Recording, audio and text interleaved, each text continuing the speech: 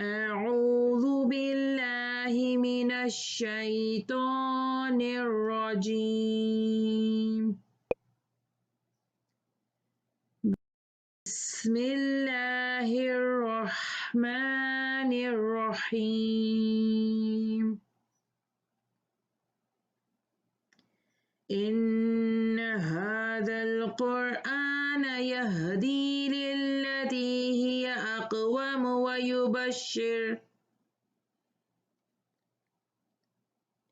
ويبشر المؤمنين الذين يعملون الصالحات أن لهم أجرا كبيرا، وأن الذين لا يؤمنون بالآخرة أعتدنا لهم عذابا أليما.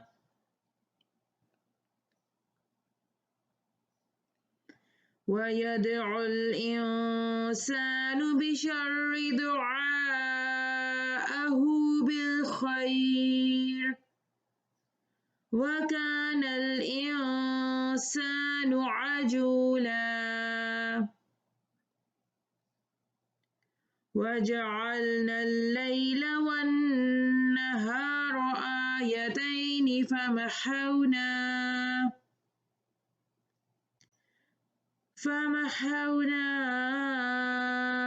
آية الليل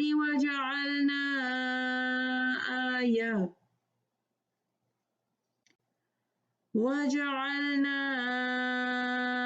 آية النهار مبصرة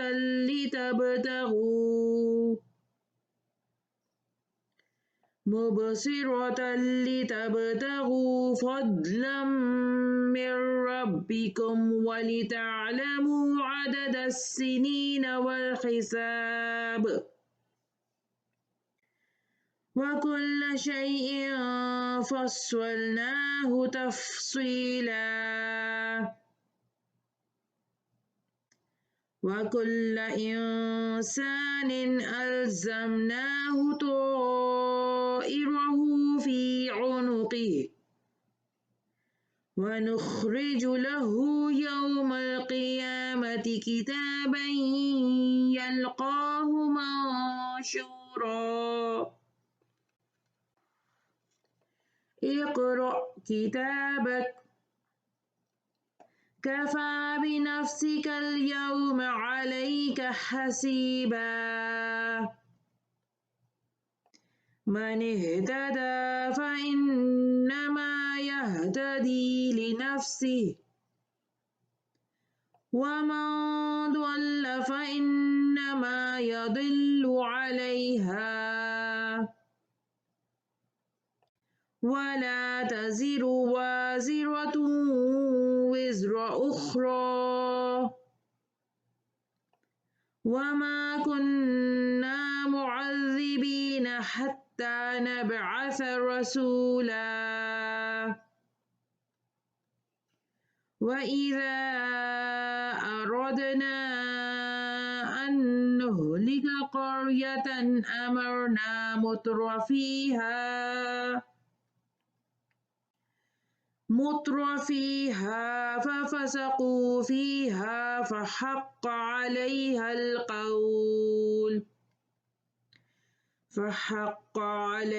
القول فدمرناها تدميرا. وكم أهلكنا من القرون من بعد نوح، وكفى بربك بذنوب عباده خبيرا بصيرا. من كان يريد العاجلة عجلنا له فيها ما نشاء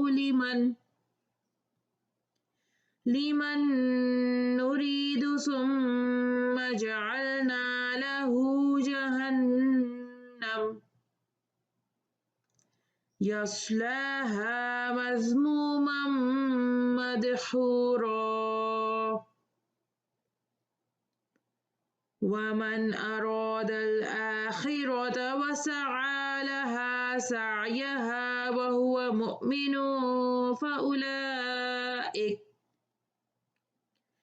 فأولئك كان سعيهم مشكورا كلا نمد هؤلاء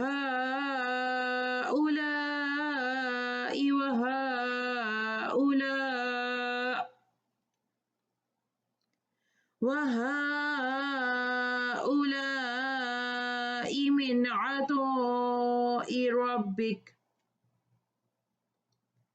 وما كان عطاء ربك محظورا انظر كيف فضلنا بعضهم على بعض وللآخرة أكبر درجات وأكبر تفضيلا لا تجعل مع الله إلها آخر فتقعد مذموما مخذولا صدق الله العظيم. الحمد لله رب العالمين والصلاة والسلام على نبيه الصادق الأمين محمد وعلى آله وصحبه أجمعين ومن تبعهم بإحسان إلى يوم الدين. اعوذ باللہ من الشیطان الرجیم بسم اللہ الرحمن الرحیم السلام علیکم ورحمۃ اللہ وبرکاتہ. اب آیات کے اگلے مجموعے کی طرف چلتے ہیں جو کہ 9 سے لے کر 11 تک ہے. بسم اللہ الرحمن الرحیم. بے شک یہ قرآن وہ راہ بتاتا ہے جو سب سے سیدھی ہے اور مومنوں کو بشارت دیتا ہے جو نیک کام کرتے ہیں کہ یقیناً ان کے لیے بہت بڑا اجر ہے، اور یہ کہ جو لوگ آخرت پر ایمان نہیں رکھتے ان کے لیے ہم نے دردناک عذاب تیار کیا ہے. اور انسان برائی کی دعا ایسے مانگتا ہے جیسے اس کی بھلائی کی دعا ہو، اور انسان بہت عجلت والا ہے. یہاں تک ہم رکتے ہیں. اس میں یہ جو اہم بات آئی ہے کہ انسان برائی کی دعا ایسے مانگتا ہے جیسے یہ بھلائی کی دعا ہو. تو اس کو ہم دیکھ لیتے ہیں کہ اس کے بارے میں لکھا ہوا ہے کہ اللہ تعالیٰ نے انسان کی جلد بازی کا ذکر کرتے ہوئے فرمایا ہے. جو یہ لفظ ہے نا عجولن، اس کے بارے میں لکھا ہے کہ جلد بازی کا ذکر کرتے ہوئے فرمایا ہے کہ وہ جلد بازی کی وجہ سے بسا اوقات اپنے لیے یا اپنی اولاد یا اپنے مال کے لیے شر کی دعا مانگتا ہے. یعنی لکھا ہوا یہاں کہ شر سے مراد موت ہو سکتی ہے یا ہلاکت، تباہی، بربادی یا لعنت اور بددعا یہاں مراد ہو سکتی ہے. اور اگر اللہ تعالیٰ یہ جو شر کی دعا یہ مانگ رہا ہے، اللہ تعالیٰ اگر اس کو قبول فرما لے تو یہ اپنی ہی بددعا کی وجہ سے ہلاک ہو سکتا ہے. یہاں یہ حدیث بیان کی گئی ہے، ترجمہ ہے تم اپنے لیے اور اپنے مال کے لیے بددعا نہ کرو، کیونکہ ہو سکتا ہے کہ وہ قبولیت دعا کی گھڑی ہو اور اللہ تعالیٰ تمہاری بددعا کو قبول فرما لے. یہاں حدیث کے الفاظ ختم ہوتے ہیں. تو اس سے ہمیں یہ پتہ چلا کہ دعا میں جلد بازی نہیں کرنی ہے، اور جلد بازی کا یہاں پر انہوں نے یہاں لکھا ہے بشری کہ شر کی دعا یہ ہے کہ بری چیز کے لیے انسان اللہ تعالیٰ سے دعا کرنے لگے. اس کے بعد ہم آگے چلتے ہیں اگلے مجموعے کی طرف 11 نمبر سے، آیت نمبر 11 سے چلتے ہیں آگے. اور ہم نے رات اور دن کو 2 نشانیاں بنایا، پھر ہم نے رات کی نشانی تو بے نور کر دی اور دن کی نشانی روشن بنائی، تاکہ تم اپنے رب کا فضل تلاش کرو اور تاکہ تم برسوں کی گنتی اور حساب جان لو. اور ہم نے ہر چیز خوب تفصیل سے بیان کر دی ہے، اور ہم نے ہر انسان کا اعمال نامہ اسی گردن سے لگا دیا ہے، اور قیامت کے دن ہم اس کے سامنے ایک کتاب پیش کریں گے، وہ اسے کھلی پائے گا. کہا جائے گا اپنا اعمال نامہ پڑھ، تیرا نفس ہی آج کافی ہے تیرا حساب لینے والا. جس نے ہدایت پائی تو بس وہ اپنے نفس کے لیے ہدایت پاتا ہے، اور جو گمراہ ہوا تو بس وہ اپنے نفس ہی پر گمراہ ہوتا ہے. اور کوئی بوجھ اٹھانے والا کسی دوسرے کا بوجھ نہیں اٹھائے گا، اور ہم اس وقت تک کسی کو عذاب نہیں دیتے جب تک کوئی رسول نہ بھیجیں. اور جب ہم کسی بستی کو ہلاک کرنا چاہیں تو اس کے خوشحال افراد کو حکم دیتے ہیں، پھر وہ اس میں نافرمانی کرنے لگتے ہیں، چنانچہ اس بستی پر عذاب کی بات ثابت ہو جاتی ہے، تب ہم اسے مکمل طور پر تباہ کر ڈالتے ہیں۔ یہاں ہم نے آیت نمبر 16 تک کا ترجمہ آپ کے سامنے پیش کیا۔ اس میں پہلی بات تو یہ آئی کہ رات دن اللہ تعالیٰ کی قدرت کی نشانیاں ہیں۔ دوسری بات یہ آئی کہ ہر انسان کے ساتھ اس کا نام اعمال ہوگا، یہ جو آیت نمبر 13 اور 14 میں ہے۔ اس کے بارے میں یہ لکھا ہوا ہے کہ اللہ تعالیٰ نے جو کچھ بھی دنیا میں وقوع پذیر ہوتا ہے اور جو کچھ بنی آدم کے اعمال ہوتے ہیں، اللہ تعالیٰ کو اس کا علم ہے، اور جو اعمال ہیں اس کے بارے میں اللہ تعالیٰ نے یہ بتا دیا کہ ہم نے ہر انسان کے اعمال کو بصورت کتاب اس کے گلے میں لٹکا دیا۔ کیسے لٹکا دیا؟ یہاں طائر سے مراد انسان سے سرزد ہونے والے اعمال ہیں۔ حضرت ابن عباس، مجاہد وغیرہ کہتے ہیں کہ اس سے مراد انسان کے وہ اچھے یا برے اعمال ہیں جو انسان کے ساتھ لازم ہیں اور جن کا اسے اچھا یا برا بدلہ دیا جائے گا۔ اس کے بعد حوالہ دیتے ہیں سورہ زلزال کا، جس میں یہ کہا گیا تو جس نے ذرہ بھر نیکی کی ہوگی وہ اس کو دیکھ لے گا، اور جس نے ذرہ بھر برائی کی ہوگی وہ اسے دیکھ لے گا۔ اسی طرح سورہ قاف میں یہ آتا ہے ترجمہ جو دائیں بائیں بیٹھے ہیں لکھ لیتے ہیں، کوئی بات اس کی زبان سے نہیں نکلتی مگر ایک نگہبان اس کے پاس تیار رہتا ہے۔ یہاں یہ آیت ختم ہوئی۔ اور بھی بہت سارے مقامات ہیں جس میں یہ بات ہمیں پتہ چل رہی ہے کہ جو کچھ انسان نے عمل کیا ہے وہ اللہ تعالیٰ کے پاس محفوظ ہو رہا ہے۔ یہاں لکھا گیا ہے کہ ابن آدم کے چھوٹے بڑے تمام اعمال کو رات دن صبح شام لکھ کر محفوظ کر دیا جاتا ہے، اور پھر قیامت میں وہ کس طرح سامنے آئیں گے۔ آیت نمبر 13 ہمیں یہ بات بتا رہی ہے کہ قیامت کے روز وہ کتاب ہم اس کے لیے نکال لیں گے جسے وہ کھلا ہوا پائے گا۔ یعنی اس کا تفسیر میں لکھ رہے ہیں کہ اس کے تمام اعمال کو ایک کتاب میں لکھ لیا جاتا ہے اور روز قیامت وہ کتاب اسے دے دی جائے گی۔ اگر یہ سعادت مند ہوگا تو کتاب اس کے دائیں ہاتھ میں ملے گی، اور اگر بدبخت ہوگا تو کتاب اس کے بائیں ہاتھ میں اسے مل جائے گی۔ پھر وہ اسے کھلا ہوا دیکھے گا، یعنی اس کتاب کو اسے وہ خود بھی پڑھ سکتا ہوگا اور ہر دوسرا شخص بھی پڑھ سکتا ہوگا۔ اس میں اس کی زندگی کے اول سے لے کے آخر تک کے تمام اعمال درج ہوں گے۔ پھر کہا جائے گا اقرأ کتابک، پڑھ اپنی کتاب کو، کفا بنفسک الیوم علیک حسیبا، تو آج اپنا آپ ہی محاسب کافی ہے۔ اس کے تفسیر میں لکھ رہے ہیں محاسب کا کیا مطلب ہے کہ حساب لینے والا تم خود ہی کافی ہو، یعنی کہ تم خود جانتے ہو کہ تم پر کوئی ظلم نہیں کیا گیا ہے، تمہارے نامہ اعمال میں صرف وہی کچھ لکھا گیا ہے کہ جو کہ تم نے کیا، اور تمہیں یاد ہے کہ تم نے کیا کیا عمل کیا تھا۔ اس وقت کوئی شخص بھی اپنے کسی عمل کو بھولے گا نہیں، اور ہر شخص چاہے وہ پڑھا لکھا ہو یا ان پڑھ ہو وہ اپنے نامہ اعمال کو پڑھ سکے گا۔ اس کے بعد جو آیا کہ گلے میں لٹکا دیا، اس کے بارے میں یہ لکھ رہے ہیں کہ گردن کا یہاں پر خاص طور پر ذکر اس لیے ہے کہ یہ انسانی اعضاء میں سے ایک ایسا عضو ہے کہ جس کی جسم انسانی میں کوئی اور مثال نہیں ہے، یعنی بہت ہی یونیک سی چیز ہے کہ انسان کی گردن، اور جو گردن ہے جب اس میں کوئی چیز لٹکا دی جائے تو وہ اس سے خلاصی نہیں پا سکتا، یعنی فزیکلی اگر گردن میں کوئی چیز لٹکی ہوئی ہو تو انسان کے لیے اس سے نکال دینا اس سے اپنے ہاتھوں سے مشکل کام ہوتا ہے۔ تو ایک یہ بات بتا رہے ہیں کہ اس کی وجہ سے اللہ تعالیٰ نے گردن کی بات بتائی، اور گردن میں اللہ تعالیٰ اسے لٹکا دیں گے، کیا صورت ہوگی وہ اللہ تعالیٰ ہی کو علم ہے کہ کیا صورت ہوگی، لیکن ہمیں یہ پتہ چلا کہ یہ کتاب گردن میں لٹکا دی جائے گی۔ پھر یہاں لکھ رہے ہیں کہ جب انسان فوت ہوگا تو نامہ اعمال کو بند کر کے گردن میں ڈال کر اس کے ساتھ قبر میں داخل کر دیا جائے گا، حتیٰ کہ قیامت کے روز جب اپنی قبر سے نکلے گا تو پھر اس کو وہ کھلا ہوا پائے گا۔ اس وقت اس سے یہ بات کہہ دی جائے گی کہ اقرا کتابک، اپنی کتاب کو پڑھ لے۔ بہرحال اس کی جو بھی کیفیت ہوگی، اصل بات یہ ہے کہ انسان یہ سوچے کہ کوئی بھی عمل جو وہ کر رہا ہے وہ اللہ تعالیٰ کی نگاہ سے چھپا ہوا نہیں ہے، اور وہ کہیں رہ نہیں گیا لکھے جانے سے، وہ لکھ لیا گیا ہے۔ اور اللہ تعالیٰ سے یہی دعا کرے کہ اللہم حاسبنا حسابا یسیرا، اللہم حاسبنا حسابا یسیرا۔ اگلی بات یہاں پر یہ آئی کہ کوئی بوجھ اٹھانے والا دوسرے کا بوجھ نہ اٹھائے گا۔ اس کے بارے میں لکھ رہے ہیں کہ جو شخص بھی گناہ کرے اس کا وبال اسی کی جان کے اوپر ہوگا۔ اسی طرح سورہ فاطر میں ہے، اور اگر کوئی بوجھ میں دبا ہوا اپنا بوجھ بٹانے کو کسی کو بلائے گا تو کوئی اس میں سے کچھ نہ اٹھائے گا۔ یہ سورہ فاطر کی آیت نمبر 18 تھی۔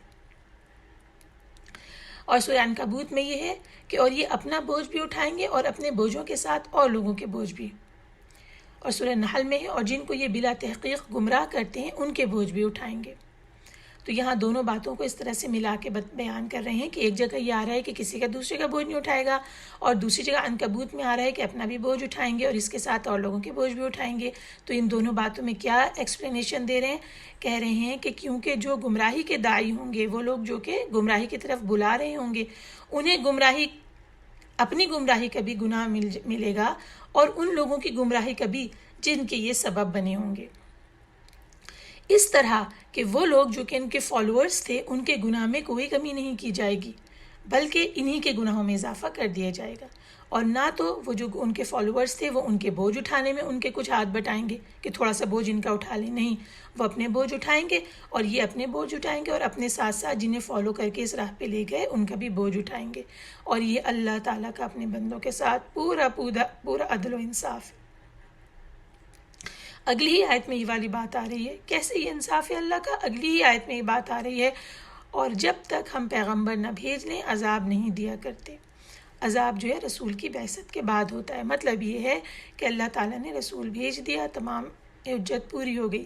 اب یہ جو گمراہی کرنے والے لوگ ہیں یہ خود بھی گمراہ ہو رہے ہیں اور دوسروں کو بھی اپنے ساتھ ساتھ لگا رہے ہیں، لہٰذا یہ اپنا بھی اٹھائیں گے اور دوسروں کا بھی اٹھائیں گے.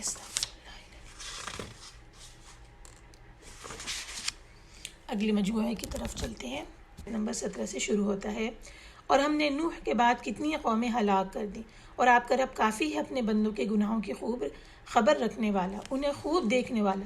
جو کوئی جلدی والی یعنی دنیا چاہے تو ہم اسے دنیا میں جس کے لیے چاہیں جس قدر چاہیں جلد عطا کرتے ہیں، پھر اس کے لیے ہم جہنم ٹھہرا دیتے ہیں، وہ اس میں مذموم اور دھتکارا ہوا داخل ہوگا. اور جو آخرت چاہے اور اس کے لیے پوری سعی کرے جبکہ وہ ہو مومن، تو یہی لوگ ہیں جن کی سعی قابل قدر ہے.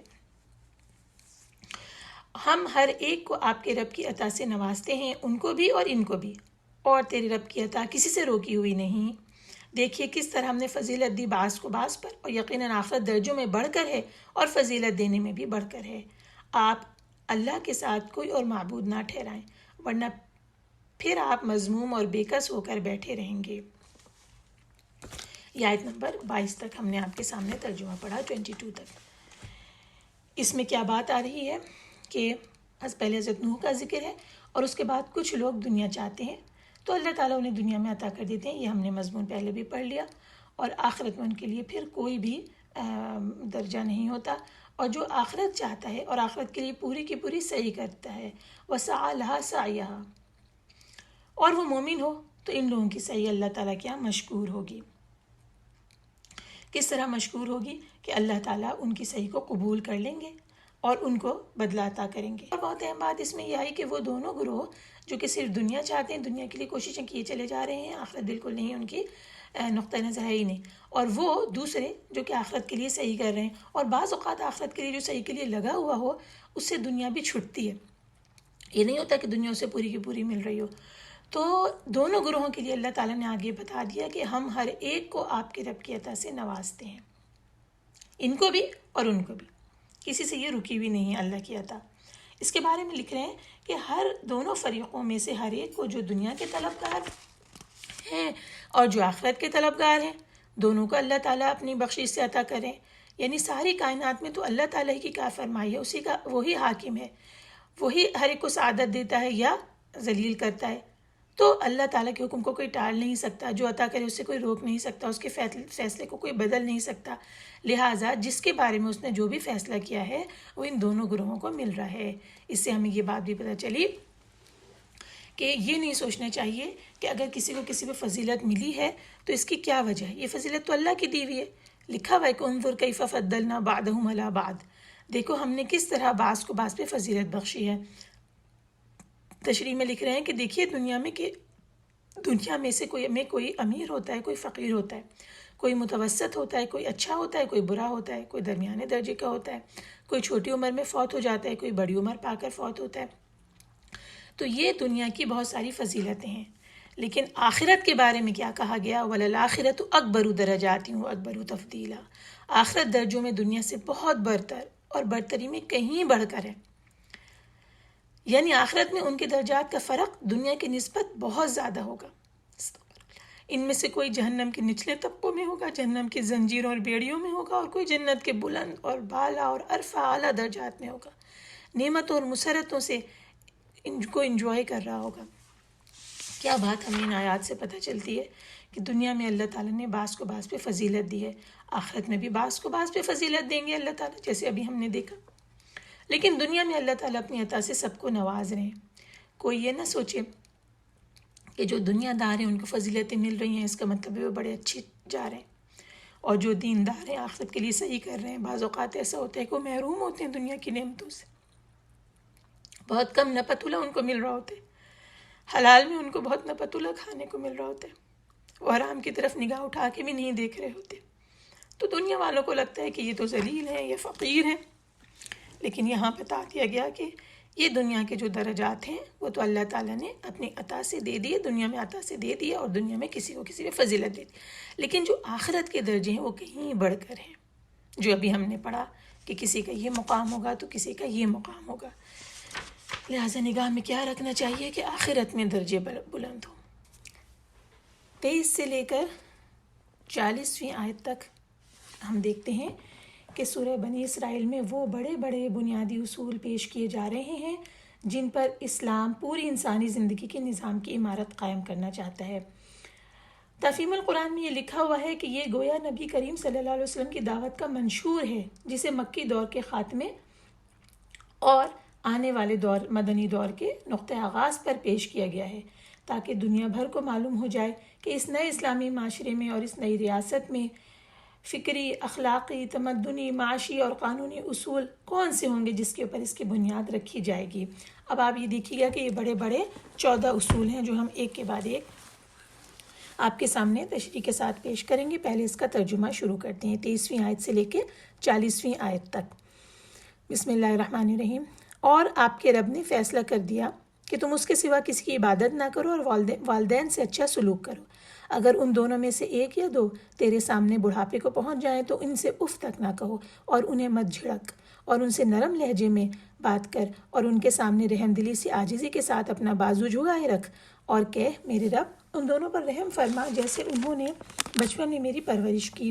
تمہارا رب خوب جانتا ہے جو کچھ تمہارے دلوں میں ہے۔ اگر تم صالح ہوگے تو بلا شبہ وہ اپنی طرف رجوع کرنے والوں کو بڑا بخشنے والا ہے۔ اور قرابت دار کو اس کا حق دو، اور مسکین اور مسافر کو بھی، اور فضول خرچی سے مال نہ اڑاؤ، بے شک فضول خرچ شیاطین کے بھائی ہیں، اور شیطان اپنے رب کا سخت ناشکرا ہے۔ اور اگر تو اپنے رب کی رحمت تلاش کرنے کی وجہ سے ان سے اعراض کرے تو ان سے نرم بات کہہ، اور اپنا ہاتھ اپنی گردن کے ساتھ بندھا نہ رکھ، اور نہ اسے پوری طرح کھول دے کہ پھر ملامت زدہ اور تھکا ہارا ہو کر بیٹھ رہے۔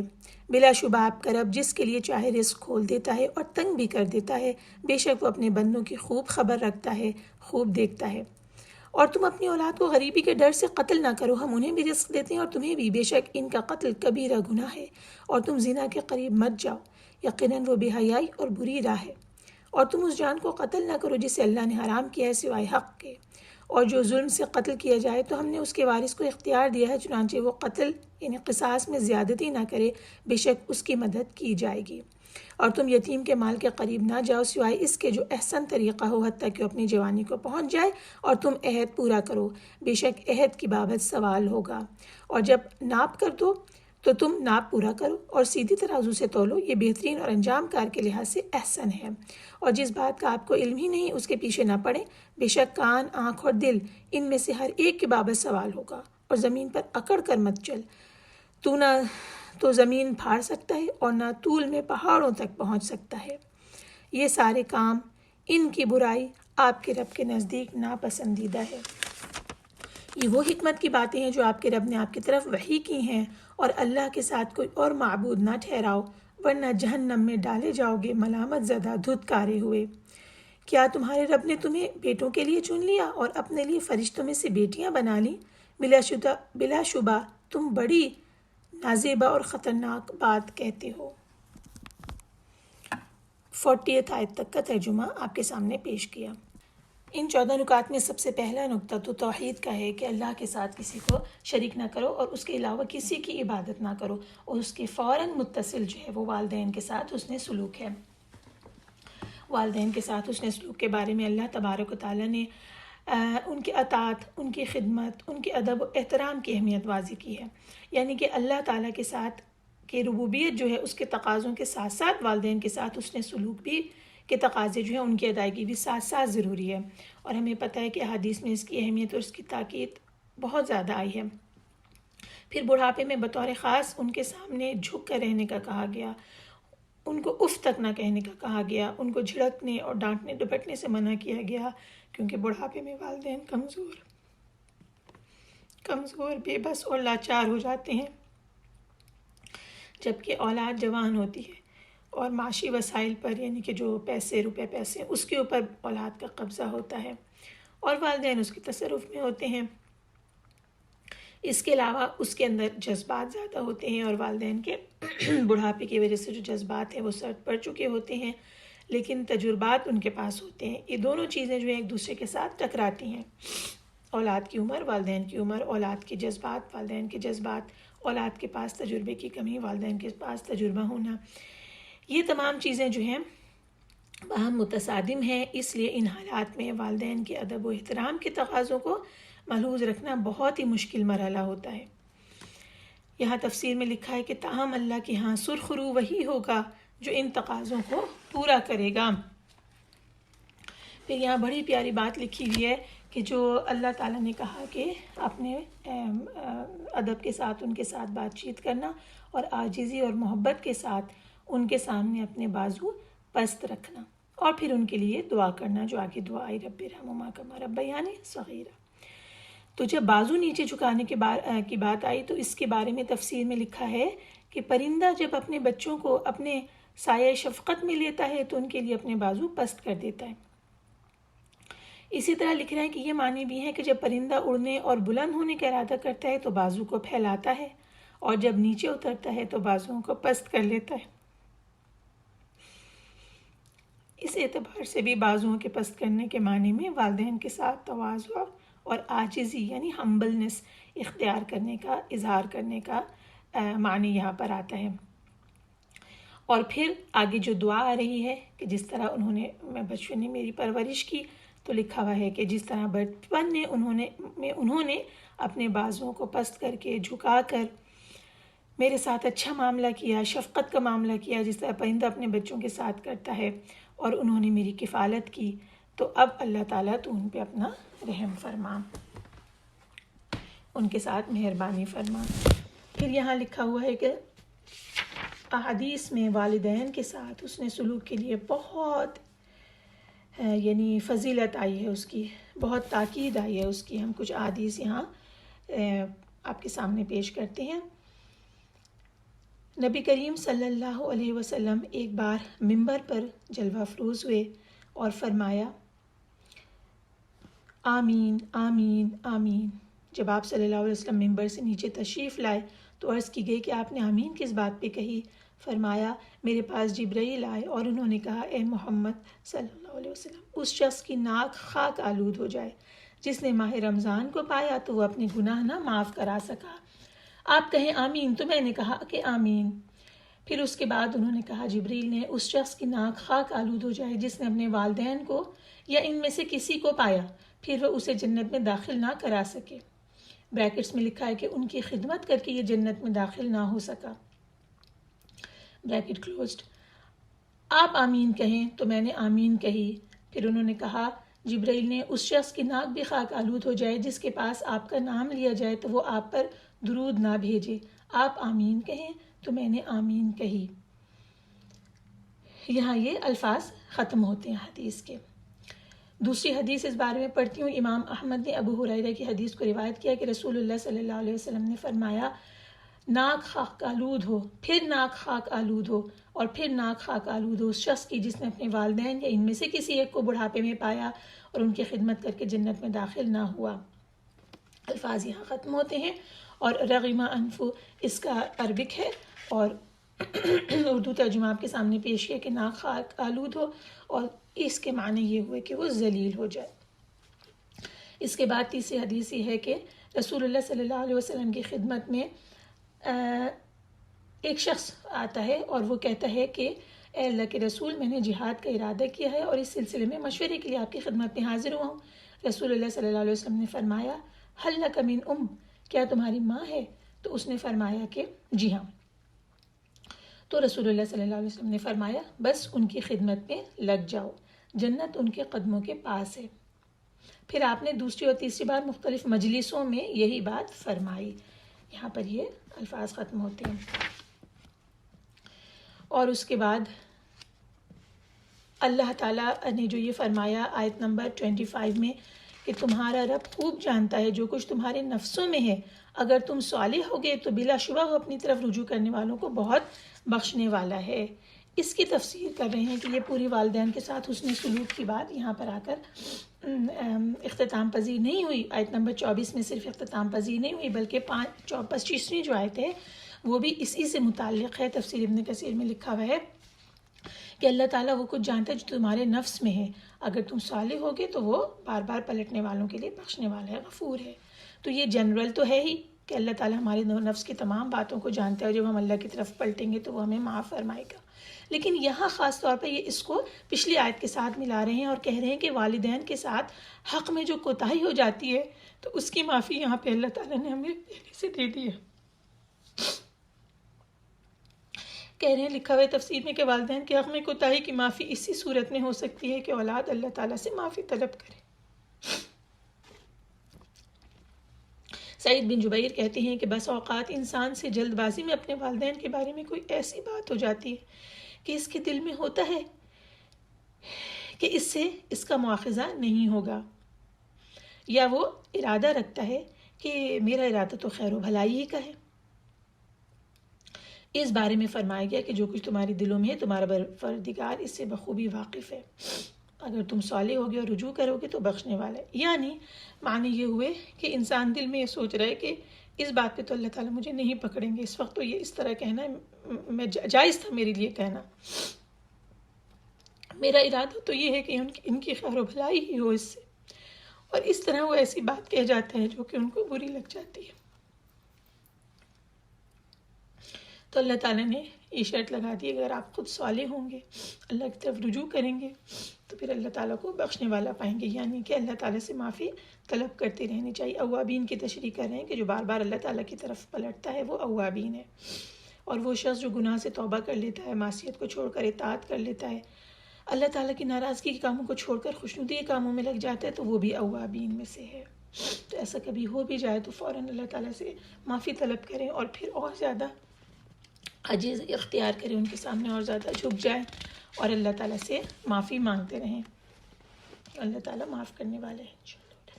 اس کے بعد آیا قرابت داروں کو ان کا حق دو، اور مسکین اور مسافر کو بھی۔ اور اب ہم اس کے پر آتے ہیں کہ تیسرا حکم جو ہے کہ قرابت داروں کو، یعنی رشتہ داروں کو ان کا حق دو، مسکین اور مسافر کو بھی۔ اللہ تعالیٰ نے والدین سے حسن سلوک کے حکم کے بعد قریبی رشتہ داروں سے حسن سلوک اور صلہ رحمی کا حکم دیا۔ حدیث کے الفاظ یہ ہیں اپنی ماں سے حسن سلوک کرو، پھر اپنے باپ سے، اور پھر جو شخص جس قدر زیادہ قرابت دار ہو اس سے اس قدر زیادہ اچھا سلوک کرو۔ ایک اور حدیث ہے کہ جو شخص، حدیث کے الفاظ شروع ہوتے ہیں، جو شخص اس بات کو پسند کرے کہ اس کے رزق میں کشادگی اور اس کی عمر میں اضافہ ہو تو اسے صلہ رحمی سے کام لینا چاہیے۔ یہاں حدیث کے الفاظ ختم ہوئے۔ اس کی تشریح میں لکھا ہوا ہے کہ قرآن کریم کے ان الفاظ سے معلوم ہوا کہ غریب رشتہ داروں، مسکینوں اور ضرورت مند مسافروں کی مدد کر کے ان پر احسان نہیں جتلانا چاہیے، کیونکہ یہ ان پر احسان نہیں ہے بلکہ مال کا وہ حق ہے جو اللہ نے اصحاب مال کے مالوں میں لکھ رکھا ہے۔ اگر مال والا انسان یہ حق ادا نہیں کرے گا تو اللہ کیا وہ مجرم ٹھہرے گا۔ اس لحاظ سے یہ جو پیسے دے رہا ہے، جو بھی حق ادا کر رہا ہے، یہ اپنے حق کی ادائیگی کر رہا ہے، کسی پہ احسان نہیں کر رہا۔ اور رشتہ داروں کے حقوق کی ادائیگی اور ان کے ساتھ حسن سلوک کو صلہ رحمی کہا جاتا ہے، جس کی اسلام میں بڑی تاکید ہے۔ تو یہ تیسرا حکم آ گیا صلہ رحمی اور مسکین اور مسافر کو حق دینے کا۔ اور اس کے بعد چوتھا حکم کیا آیا کہ وَلَا تُبَذِّرْ تَبْذِيرًا۔ اچھا، اب اس کے بارے میں دیکھ لیتے ہیں کہ کیا ہے فضول خرچی نہ کر۔ جب اللہ تعالیٰ نے خرچ کرنے کا حکم دیا تو ساتھ ہی اسراف اور فضول خرچی سے منع فرما دیا۔ یہاں پر حق دینے کا کہا رشتہ داروں کو اور مسکین مسافر، اور اس کے بعد فضول خرچی سے منع کر دیا، یعنی کہ اعتدال اور میانہ روی کا مظاہرہ ہونے چاہیے، یعنی بیلنس ہونا چاہیے، آپ کا خرچ جو ہے وہ بیلنس ہونا چاہیے. اس کے بارے میں کیا لکھا گیا ہے کہ تبذیر جو ہے وہ لفظ بذرا اس سے ہے. جس طرح زمین میں بیج ڈالتے ہوئے یہ نہیں دیکھا جاتا کہ یہ صحیح جگہ پڑ رہا ہے یا نہیں، ادھر ادھر پھینک دیا جائے اور کسان بیج ڈالے چلا جائے زمین پہ بکھیر کر، تو یہ والا جو کام ہے یہ تبذیر ہے. تو کہا گیا ہے کہ اس طریقے سے خرچ کرنا تبذیر ہو جائے گا کہ انسان اپنا مال بیج کی طرح اڑاتا پھرے، خرچ کرنے میں شرعی حد سے تجاوز کر جائے. یہ بھی کہا گیا کہ تبذیر کے معنی ہے کہ ناجائز کاموں میں اپنے مال کو خرچ کرے، چاہے تھوڑا ہی ہو، وہ بھی تبذیر میں آ جائے گا. تو جائز حدود میں حد سے زیادہ خرچ کر دے اور ناجائز کام کے لیے چاہے تھوڑا سا ہی کرے تو وہ بھی تبذیر ہو جائے گا. اور پھر یہ والی بات آ گئی کہ انسان دکھلاوے کے لیے خرچ کرے، وہ بھی تبذیر ہوگا، دوسروں کو دکھانے کے لیے اپنے مال کو خرچ کرے. اور اس کے بارے میں یہ کہا گیا کہ فضول خرچی کرنے والے شیطانوں کے بھائی ہیں. یعنی یہ فضول خرچی، بے وقوفی، اللہ تعالیٰ کی اطاعت کا ترک کرنا اور اللہ کے نافرمانی کرنے کا کام ہے. یہ اس لحاظ سے انہیں شیطان کے بھائی کہا گیا، کیونکہ شیطان بھی اپنے پروردگار کی نعمتوں کا انکار کرنے والا ہے اور ناشکرا ہے، کفورن ہے وہ. تو جو شخص ایسا کرے گا تو وہ بھی اس طرح سے اللہ تعالیٰ کی جو اس کی نعمتیں اللہ نے اس کو دی ہیں ان کی ناشکری کر رہا ہوگا. اس کے بعد 5ویں نمبر پہ یہ ہدایت آ گئی کہ اگر تمہارے پاس مال کی کمی ہے، ابھی تمہارے اپنے پاس جو ہے وہ فقر ہے، اور اس صورت میں ایک غریب رشتہ دار، مسکین یا ضرورت مند یا مسافر تمہارے پاس آتے ہیں، تم سے سوال کرتے ہیں اور تمہیں ان سے معذرت کرنی ہے، تو تم نرمی اور عمدگی کے ساتھ معذرت کرو. نرمی اور پیار محبت کے لہجے میں جواب دو، ایسا نہ ہو کہ بد اخلاقی کے ساتھ جھڑک دو، جیسا کہ عام طور پر لوگ ضرورت مندوں اور غریبوں کے ساتھ کرتے ہیں. تو اس سے منع کیا گیا. پھر اس کے بعد اعتدال کے ساتھ خرچ کرنے کا کہا گیا کہ اپنا ہاتھ گردن کے ساتھ بھی نہ باندھو اور نہ بالکل ہی کھلا چھوڑ دو. اس کے کیا معنی ہوئے گردن کے ساتھ باندھنا اور کھلا چھوڑنے کا؟ یعنی کہ ایک صورت یہ ہے کہ فضول خرچی کے نتیجے میں اتنا اڑا دیا کہ اس کے بعد پچھتا رہا ہے، اور دوسری صورت یہ کہ بالکل گردن سے باندھ لیا کہ یعنی کہ بخل کر رہا ہے، اپنے ضرورت بھر کبھی خرچ نہیں کر رہا. یہاں ایک حدیث آ رہی ہے وہ آپ کے سامنے بیان کرتی ہوں. بخاری مسلم میں حدیث روایت ہوئی ہے کہ رسول اللہ صلی اللہ علیہ وسلم فرماتے ہیں، ہر دن جس میں بندے صبح کرتے ہیں 2 فرشتے آسمان سے اترتے ہیں. ان میں سے ایک یہ کہتا ہے اے اللہ خرچ کرنے والے کو بدلہ عطا فرما، اور دوسرا یہ کہتا ہے کہ اے اللہ روک رکھنے والے کو ہلاکت اور بربادی دے. یہ حدیث کے الفاظ اختتام پذیر ہوئے. 7ویں ہدایت میں یہ آتا ہے کہ اولاد کو افلاس کے اندیشے سے قتل نہ کرو. اللہ تعالیٰ نے بتا دیا کہ وہی ان کا رازق ہے، تمہارا بھی رازق ہے. یہ ہم پہلے اس کی تشریح کر چکے ہیں. اس کے بعد آئے کہ زنا کے قریب بھی نہ پھٹکو، اور وہ بڑی بے حیائی ہے، بہت ہی بری راہ ہے. اس کے بارے میں بھی ہم تفصیلات دیکھ چکے ہیں. اس کے بعد یہ آئے کہ قتل نفس کا ارتکاب نہ کرو مگر حق کے ساتھ. اس کی ڈیٹیل بھی ہم پہلے ہی کر چکے ہیں.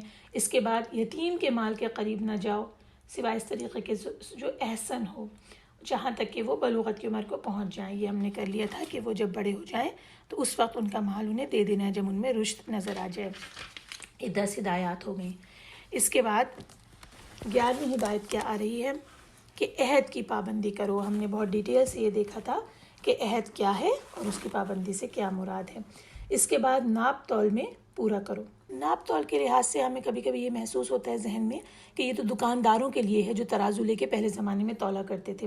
آج کے زمانے کے لیے ہم لوگ اس کو سمجھ نہیں پاتے، لیکن آپ یہ دیکھیے کہ اس چھوٹے سے ایک حکم میں پوری کی پوری مسلم سوسائٹی کی بزنس ایتھکس اسی کے رولز سے پھر نکلے اور احادیث کے ساتھ مل کر بنے، جس کے اندر ہر زمانے کے لحاظ سے جو بزنس ہو رہا ہوگا اس کی رولز پڑھائے جائیں گے اور بتائے جائیں گے. اور اس کے بارے میں یہ بتا دیا گیا کہ یہ دنیا کے اعتبار سے بھی اچھا ہے یہ کام، اور آخرت کے اعتبار سے بھی.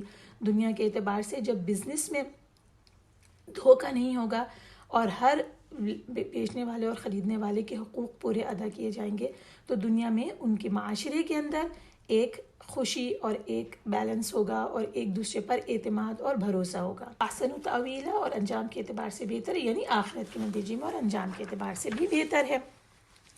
اس کے بعد کی جو ہدایت آتی ہے 13ویں، یہ بہت امپورٹنٹ ہے کہ علم کے بغیر بات کہنے والے کے لیے یہاں پہ سرزنش کی گئی ہے۔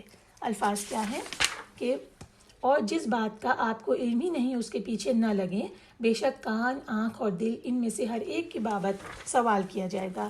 لکھا ہوا ہے کہ ہمیں یہ بتا دیا گیا ہے سورہ الحجرات میں کہ بہت گمان کرنے سے پرہیز کرو، یقیناً بعض گمان گناہ ہیں۔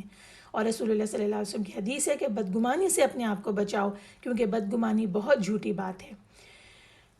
اور کہتے ہیں کہ اس سے مراد یہ ہے کہ جو چیز جس کا تمہیں علم نہیں ہے اس کے بارے میں اپنے قیاس سے کوئی بات کہنا، یعنی کان، آنکھ اور دل کے بارے میں قیامت کے دن انسان سے پوچھا جائے گا کہ اس نے ان کا کس طرح سے استعمال کیا۔ اب وہ بات جس کے کہ تمہیں علم نہیں ہے اس کے پیچھے نہ لگو میں یہ بھی آ گیا کہ بدگمانی نہ کرو، یہ بھی آ گیا کہ کسی کی جاسوسی نہ کرو، یہ بھی آ گیا کہ جس چیز کا علم نہیں اس پر عمل مت کرو، یعنی تمہیں نہیں پتا کہ اللہ کی طرف سے رسول نے کہا ہے اور تم نے سنا اور عمل شروع کر دیا، ایسا نہ کرو۔ اور آخری بات یہاں آئی، دیکھیے کتنی اہمیت ہے اس کی کہ اللہ تعالیٰ نے اس کو 14 نمبر پر اپنی وصیتوں میں شامل کر دیا کہ اللہ ہمیں یہ کہہ رہے ہیں کہ فخر اور غرور کی چال سے منع کریں، وَلَا تَمْشِ فِي الْأَرْضِ مَرَحًا، زمین پہ اکڑ کر اور تن کر مت چلو، یعنی کہ جابر اور سرکش لوگوں کی طرح فخر و غرور اور تکبر کے ساتھ نہ چلو۔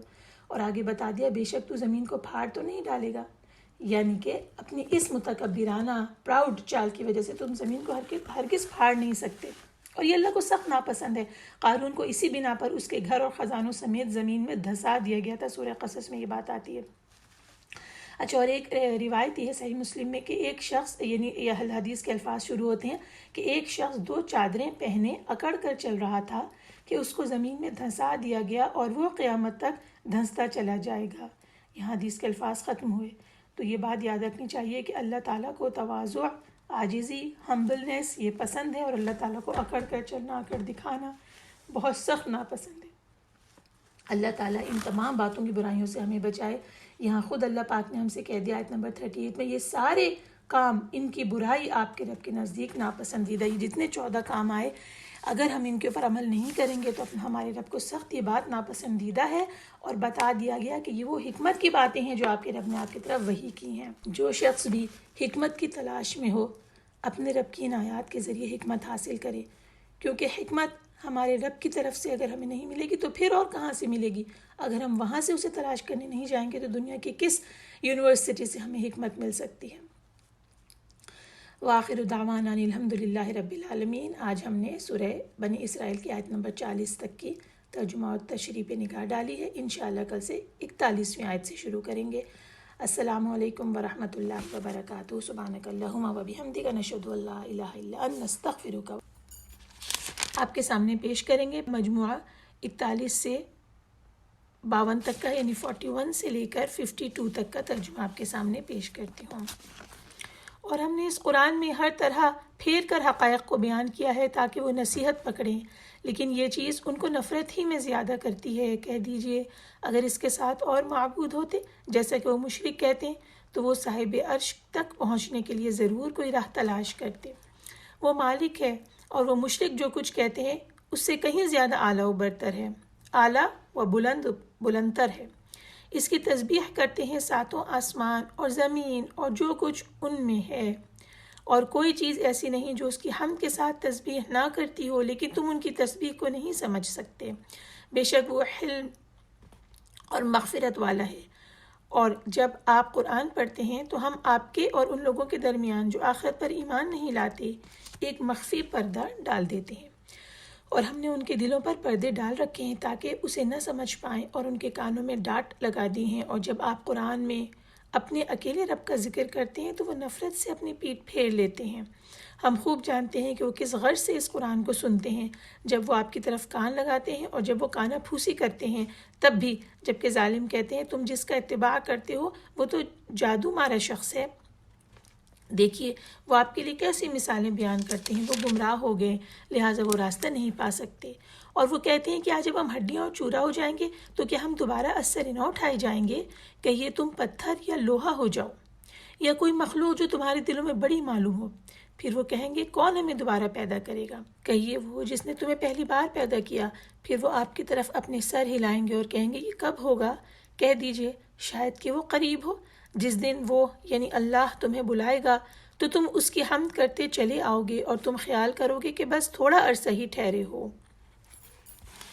آیت نمبر 52 تک کا ترجمہ آپ کے سامنے پیش کیا۔ اس میں وہ تمام مضامین آئے جو کہ ہم پہلے ہی تفصیل کے ساتھ کر چکے ہیں۔ سب سے پہلے یہ بات آئی کہ قرآن کو اللہ تعالیٰ نے پھیر پھیر کر حقائق کو بیان کیا ہے، یعنی ایک ہی بات کو مختلف طریقوں سے بیان کیا ہے، کس لیے؟ تاکہ سننے والا نصیحت پکڑے۔ لیکن ہوتا یہ ہے کہ جن کے دل میں سننے کی اور سمجھنے کی چاہت نہیں ہوتی تو یہ تمام چیزیں ان کے دل کی نفرت میں اضافہ کر دیتی ہیں۔ جو اگلی آیات میں آئے کہ ہر چیز اللہ کی تسبیح کرتی ہے، اسے ہم بہت تفصیل کے ساتھ کر چکے ہیں۔ اس کے بعد یہ آیا کہ مشرکوں کے دلوں پر پردہ ہے، اور یہ پردہ ان کے اور قرآن کے درمیان میں آ جاتا ہے، جس کی وجہ سے وہ قرآن کی بات ان کے دلوں تک پہنچتی نہیں ہے۔ یہاں جو یہ بات آئی کہ آپ کی طرف کان لگاتے ہیں رسول اللہ صلی اللہ علیہ وسلم کی طرف اور خفیہ مشورے کرتے ہیں، اور پھر یہ کہتے ہیں کہ یہ تو جادو مارا شخص ہے، یعنی وہ شخص جس کو اوپر جادو ہوا ہے۔ آئیے اس کے بارے میں ایک واقعہ پڑھتے ہیں جو کہ سیرت النبویہ امام محمد ابن اسحاق نے بیان کیا۔ یہ لمبا واقعہ ہے، اس کو پڑھتی ہوں کہ یہ مکی دور کا بیان ہے کہ ابو سفیان بن حرب، ابو جہل بن ہشام اور اخنس بن شریق جو بنی زہرہ کا حلیف تھا، یہ 3 اشخاص ہیں، ایک رات نکلے تاکہ رسول اللہ صلی اللہ علیہ وسلم سے قرآن سنیں۔ آپ اس وقت کاشانہ نبوت میں رات کو قرآن مجید کی تلاوت کر رہے تھے، صلاۃ ادا کر رہے تھے اور قرآن مجید کی تلاوت کر رہے تھے۔ ان میں سے ہر ایک اپنی جگہ پر آ کر قرآن سننے کے لیے بیٹھ گیا، اور ان میں سے کسی کو دوسرے کے بارے میں کوئی علم نہ تھا۔ یہ لوگ ساری رات طلوع فجر تک بیٹھے قرآن سنتے رہے، اور جب صبح ہوئی تو اٹھ کر اپنے اپنے گھروں کو چل پڑے۔ جب راستے میں ایک جگہ جمع ہوئے تو ایک دوسرے کو ملامت کرتے ہوئے کہنے لگے کہ آئندہ ایسا نہ کرنا، اگر بعض بیوقوفوں نے تمہیں دیکھ لیا تو ان کے دلوں میں طرح طرح کے خیالات آنے لگیں گے۔ یہ عہد و پیمان کرنے کے بعد یہ اپنے گھروں کو چلے گئے، اور پھر دوسری رات اسی طرح ہی اٹھ کر آئے اور اسی طرح طلوع فجر تک یہ سنتے رہے۔ پھر تیسری رات ہوئی، پھر یہ اپنی اپنی جگہ پر آ کر بیٹھ گئے، ساری رات یہ قرآن سنتے رہے۔ پھر صبح ایک دوسرے کو ملامت کرتے رہے، کہنے لگے کہ یہ پختہ عہد و پیمان کر کے جانا ہے کہ آئندہ ہم ایسا نہیں کریں گے، اور پھر چلے گئے۔ جب صبح ہوئی تو اخنس بن شریق نے اپنی لاٹھی پکڑی اور اپنے گھر سے باہر نکلا اور ابو سفیان کے گھر آیا اور کہنے لگا، ابو حنظلہ، محمد سے جو تم نے سنا اس کے بارے میں تمہاری کیا رائے ہے؟ اس نے جواب دیا، اللہ کی قسم میں نے کچھ باتیں ایسی سنی ہیں جن کو میں نہیں جانتا اور نہیں جانتا کہ اس سے کیا مراد ہے۔ اخنس نے جواب دیا کہ اس ذات کی قسم جس کی تم نے قسم کھائی ہے، میرا بھی یہی حال ہے۔ پھر اخنس ابو جہل کے گھر گیا اور اس سے کہنے لگا، ابو الحکم، محمد سے رات کو تم نے جو کچھ سنا اس کے بارے میں تمہاری کیا رائے ہے؟ اس نے جواب دیا کہ میں نے کیا سننا تھا، بات یہ ہے کہ ہمارا اور عبد مناف کا شرف اور برتری کے حصول میں مقابلہ رہتا تھا۔ وہ لوگوں کو کھانا کھلاتے تو ہم بھی کھلا دیتے، وہ مسافروں کو سواریاں دیتے تو ہم بھی دے دیتے، وہ مال و دولت خرچ کرتے تو ہم ان سے بھی زیادہ خرچ کرتے، حتیٰ کہ گھڑ دوڑ کے دونوں گھوڑوں کی طرح ہم ایک دوسرے کے بالمقابل صف آ رہا تھے۔ تو عبد مناف کے لوگوں نے کہا کہ ہم میں اللہ کے ایک نبی ہیں جن پر آسمان سے وحی نازل ہوتی ہے، تو ہم اس شرف کو بھلا کس طرح حاصل کر سکتے ہیں؟ لہٰذا ہم تو ان پر ایمان نہیں لائیں گے اور نہ ان کی تصدیق کریں گے۔ اخنس ابو جہل کا یہ جواب سن کر اٹھ کھڑا ہوا اور اس کے گھر سے نکل گیا۔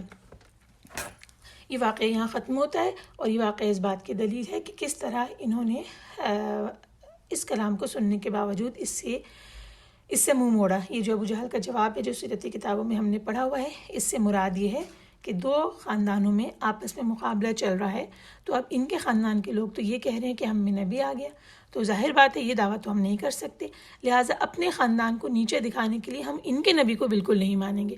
تو یہ وہ ایروگنس تھی اور یہ وہ والی چیز تھی جو کہ بنی اسرائیل کو بھی ایمان لانے سے جس نے روک دیا، وہ یہ کہ نبی ہم میں کیوں نہیں آیا، نبی ان میں کیوں آ گیا۔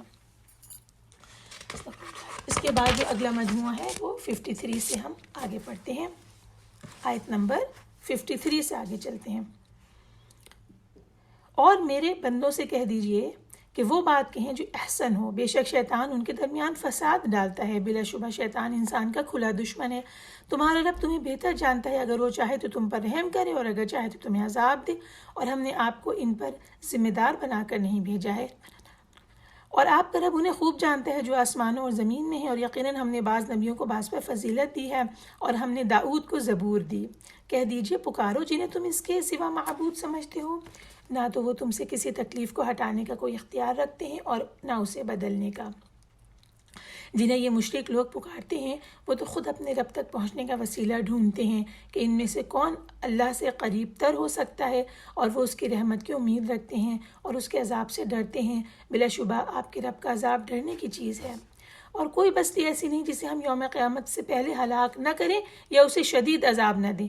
یہ کتاب یعنی لوح محفوظ میں لکھا ہوا ہے، اور ہمیں نشانیاں بھیجنے سے صرف اس چیز نے روکا ہے کہ پہلے لوگوں نے ان کو جھٹلایا تھا، اور ہم نے سمود کو ایک اونٹنی دی تھی واضح نشانی، پھر انہوں نے اس پر ظلم کیا، اور ہم تو صرف ڈرانے کے لیے نشانیاں بھیجتے ہیں۔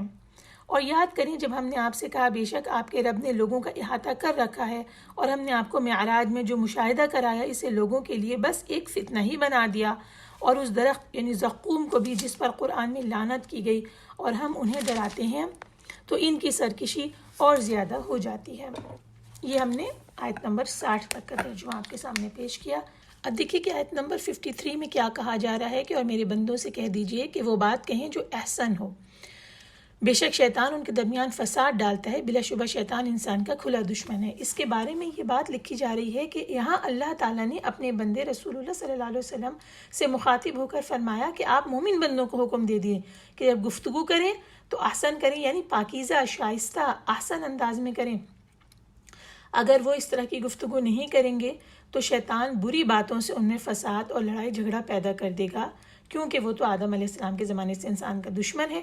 اور یہاں پہ ایک انہوں نے پوائنٹ یہ دیا ہے کہ اللہ تعالیٰ نے اپنی شریعت میں اس بات سے منع فرما دیا کہ کوئی مسلم بھائی اپنے مسلم بھائی کی طرف چھری سے اشارہ کرے، اس لیے کہ بس اوقات شیطان اس چھری کو چلوا دیتا ہے یا کسی بھی ہتھیار سے اشارہ کرے۔ یہاں پر رسول پاک صلی اللہ علیہ وسلم کی حدیث کوٹ کی گئی، بخاری اور مسلم میں ہے۔ ترجمہ: تم میں سے کوئی شخص اپنے بھائی کی طرف ہتھیار سے اشارہ نہ کرے، کیونکہ وہ نہیں جانتا کہ شاید شیطان اس کے ہاتھ سے چلوا دے اور وہ جہنم کے گڑھے میں جا گرے۔ حدیث کے الفاظ ختم ہوتے ہیں۔ تو گفتگو میں تیزی اور گفتگو میں غصہ اور یہ تمام چیزیں جب انسانوں کے درمیان میں آتی ہیں تو شیطان دونوں طرف کو بڑھاوا دیتا ہے، اور بڑھاوا دینے کے بعد خدا نخواستہ ان میں سے کوئی ایک ہتھیار بھی اٹھا لے تو آخرکار شیطان اس ہتھیار کو چلوا دیتا ہے۔ تو یہاں اللہ تعالیٰ نے خاص حکم ہمیں دے دیا، اور اسی طرح ہم نے حدیث کو پڑھ لیا، تو اس بارے میں بہت کانشیس رہنا چاہیے۔ اس کے بعد جو یہ والی بات آ رہی آیت نمبر 60 میں جا کے کہ واقعہ معراج کے اوپر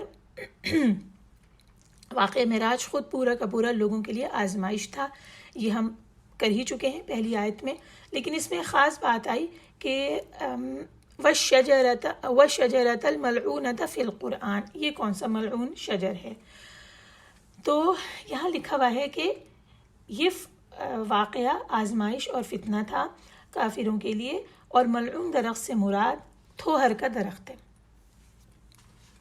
جس کا نام کیکٹس بھی ہے۔ رسول اللہ صلی اللہ علیہ وسلم نے جب انہیں یہ خبر دی کہ رسول اللہ صلی اللہ علیہ وسلم نے جنت، جہنم اور تھوہر کے درخت کو دیکھا، ان جہنم کے اندر اس درخت کو دیکھا ہے، تو جو کافر تھے انہوں نے رسول اللہ صلی اللہ علیہ وسلم کی تکذیب کی، ڈینائی کیا اس بات کو کہ جہنم میں درخت کو یہ دیکھ کر آئے ہیں، استغفر اللہ۔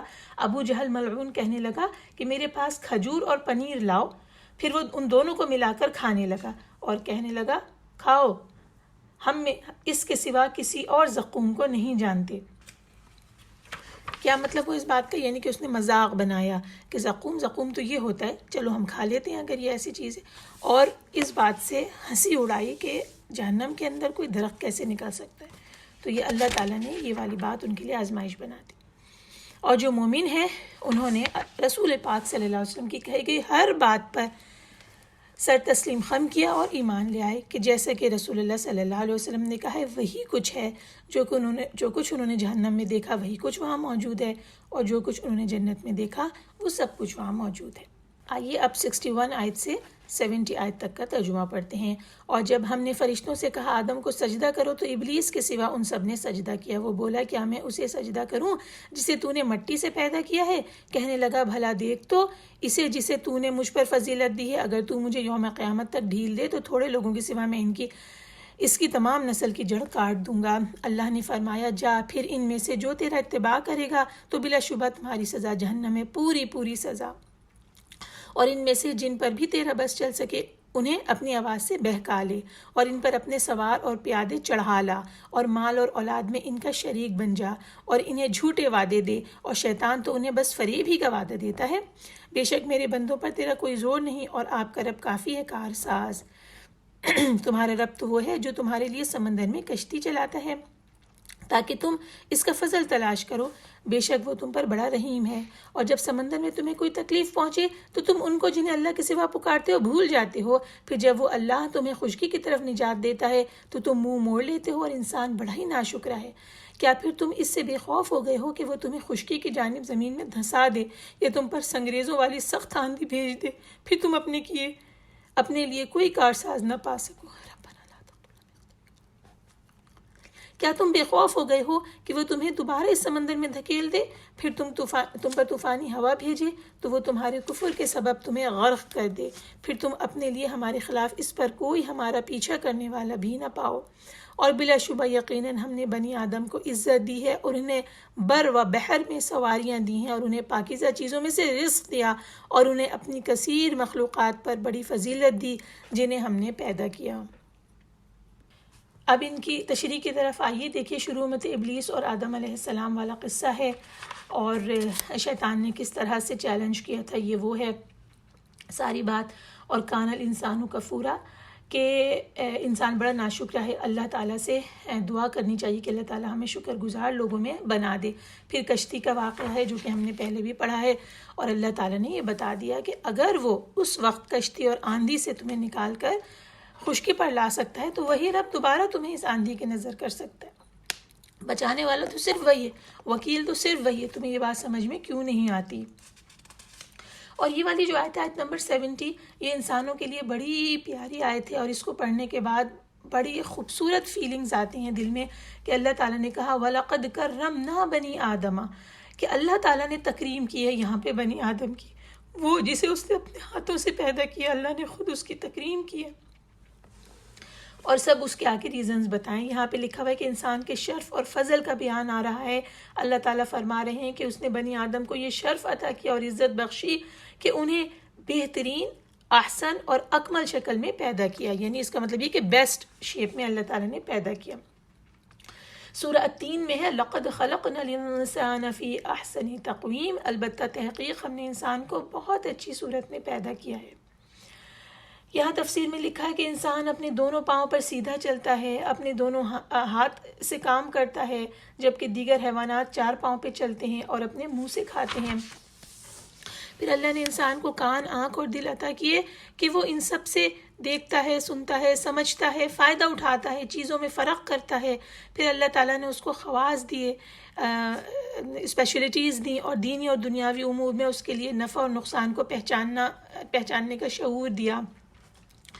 پھر آگے اللہ تعالیٰ نے بتایا حملناہم فی البر، کہ ہم نے اس کو خشکی میں سوار کیا۔ اب دیکھیں خشکی میں کتنی ساری سواریاں ہوتی ہیں۔ پہلے زمانے میں گھوڑے، اونٹ، خچر ہوتے تھے، آج کے زمانے میں سواریاں بدل گئی ہیں، اور انسان جو ہے گاڑیوں میں، اور اس کے بعد جہازوں میں، اور اس کے بعد کون کون سی چیزوں میں سفر کرتا ہے۔ والبحری، اور دریا میں۔ اب دریا میں بھی پہلے چھوٹی بڑی کشتیاں ہوا کرتی تھیں، پھر بڑے بڑے جہاز بننے لگے، اور اب بھی طرح طرح کی نئی نئی چیزیں بن رہی ہیں۔ اور پھر ان سواریوں کے بعد بتا دیا وَرَزَقْنَاهُ مِنَ الطَّيِّبَاتِ، کہ ہم نے انہیں پاکیزہ روزی دی۔ اور جب سے انسان اس دنیا میں آیا ہے کس قدر روزیاں اس کو مل رہی ہیں، فصلوں میں، پھلوں میں، گوشت کی صورت میں، دودھ کی صورت میں، کھانے پینے کی دیگر انواع و اقسام کی چیزوں کی صورت میں۔ ان کے ذائقے فرق ہیں، رنگ فرق ہیں، شکلیں فرق ہیں سب کی، اور سب ایک سے بڑھ کر ایک خوبصورت اور دلاویز ہیں۔ اور پھر انسان کو اللہ تعالیٰ نے انواع و اقسام کے لباس عطا کیے، اور یہ تمام فضیلتیں جو دی ہیں وہ فضلناہم علی کثیر ممن خلقنا تفضیلا، کہ ہم نے انہیں بہت سی مخلوقات پہ اپنی جو ہے انسان کو فضیلت دی ہے۔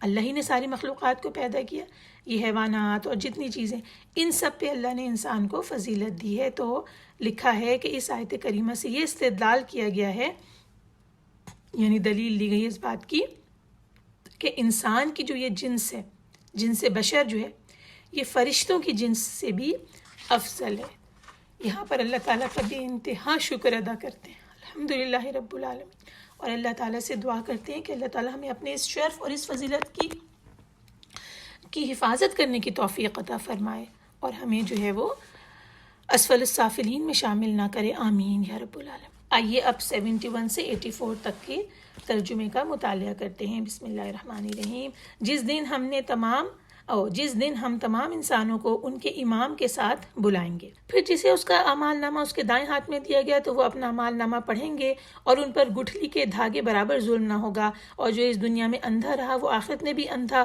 اور راہ سے بہت زیادہ بھٹکا ہوا رہے گا۔ اور بلا شبہ قریب تھا کہ ہم نے آپ کی طرف جو وحی کی ہے کافر آپ کو اس سے پھسلا دیتے تاکہ آپ ہم پر اس کے علاوہ کچھ اور گھڑ لیں، اور تب وہ ضرور آپ کو اپنا دلی دوست بنا لیتے، اور اگر ہم آپ کو ثابت قدم نہ رکھتے تو بلا شبہ قریب تھا کہ آپ ان کی طرف تھوڑا سا جھک جاتے۔